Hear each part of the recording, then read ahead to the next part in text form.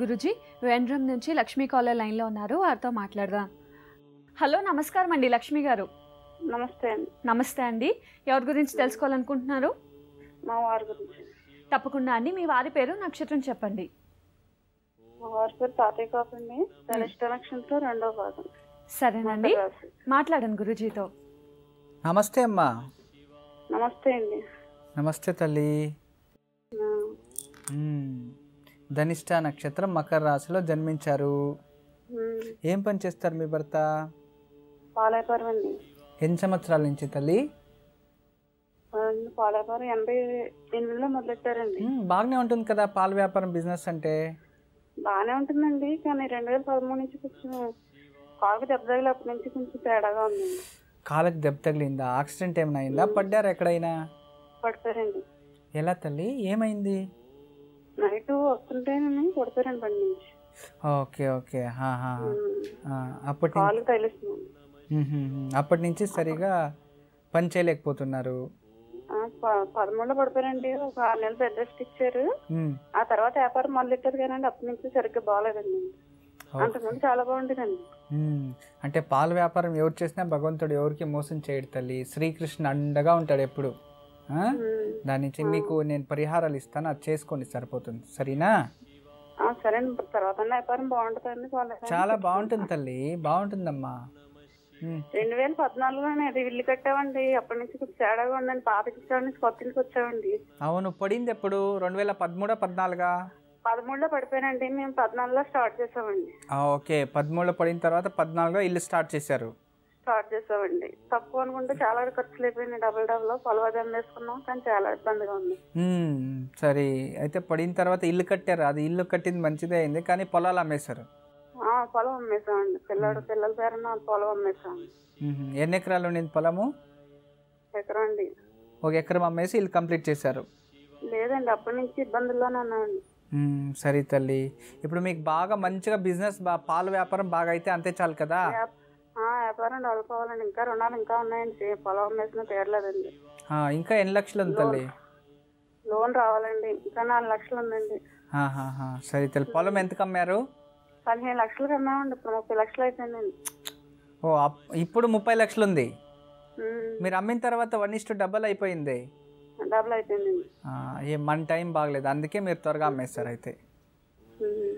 సరే తల్లి, నేను కొన్ని పరిహారాలు చెప్తాను. మీ భర్త ఇప్పుడు చక్కగా పారాడుతూ ఉంటారా? సరే, వద్దు అవసరం లేదు. నేను పరిహారం చెప్తాను, మీరు వాళ్ళకి చెప్పి వాళ్ళ చేతిలో చేయించండి. సరేనా? సరే అమ్మా. మీరు ప్రతి శనివారం మీ భర్త చేతిలో మినుములు, ఉలవలు, శనగలు, మొలకెత్తిన బెల్లం కలిపి గోమాతకు తినబెట్టమని చెప్పండి. ఆదివారం రోజు ఆదిత్య హృదయం చదువుకొని నానబెట్టిన గోధుమలు గోమాతకు తినబెట్టి విష్ణు ఆలయం అంటే వెంకటేశ్వర, నారాయణ, రామాలయము, విష్ణు ఆలయంలో నెయ్యి దీపం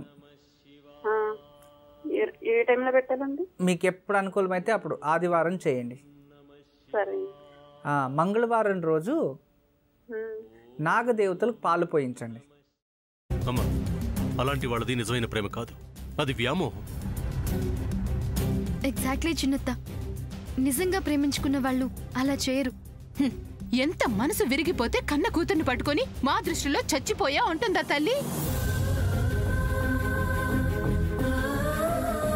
అది సరే అమ్మా, తన కూతురుతో తన మాట అనేటప్పుడు ఆమె మాటల్లో వ్యథ, కళ్ళల్లో బాధ గమనించావమ్మా? పెద్దబాబుకు బర్త్డే విషెస్ చెప్పు కూడా వెళ్ళాం కదా. ఊరికే ఎలా కాలిపోతుంది? మంట పెడితేనో పడితేనో తగలబడుతుంది.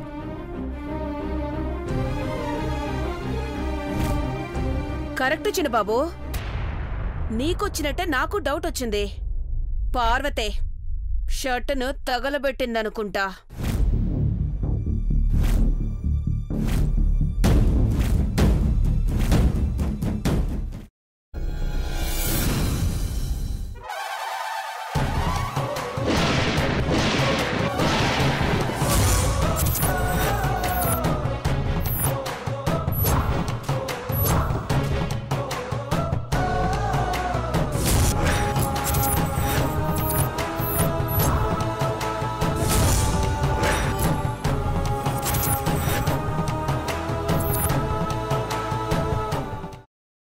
వేసుకున్న తర్వాత పొట్టు తీసేసి చాప్ చేసి పక్కన పెట్టుకోవాలి.